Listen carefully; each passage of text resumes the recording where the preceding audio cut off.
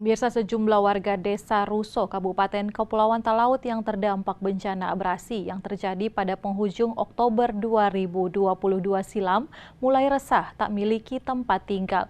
Mereka pun menagih janji pemerintah setempat untuk relokasi. Saat ini sejumlah warga yang terdampak akibat bencana tersebut masih menumpang di rumah kerabat serta ada juga warga yang memilih tinggal di kebun. Sebab tidak ada lagi rumah yang untuk bisa ditinggali. Yang warga harapkan saat ini adalah rumah tempat tinggal bagi warga yang terdampak dari bencana tersebut. Sebelumnya, pemerintah daerah Kabupaten Talaut telah menjanjikan sejumlah warga yang terdampak dari bencana tersebut untuk mendapatkan lahan serta bangunan rumah untuk ditinggali.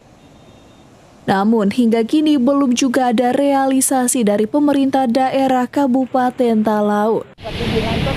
Orang cuma rumah sementara ini, berapa rumah ini baku untuk sementara. Orang mau kasih lahan itu lahan itu pemerintah mau bikin, jadi orang tahunya sisa mau tinggal. Tapi itu sampai sekarang belum minta mau jadi apa belum, minta mau jadi. Jadi orang baku ini rumah berapa orang? Memang mau tunggu lahan mau kasih. Diketahui kejadian tersebut terjadi di penghujung bulan Oktober tahun 2022 yang mengakibatkan puluhan rumah milik warga yang ada di Desa Ruso, Kabupaten Talaut mengalami kerusakan yang cukup parah akibat dihantam ombak. Dari Talaut, Afred Tumanung melaporkan untuk Kawanwa TV.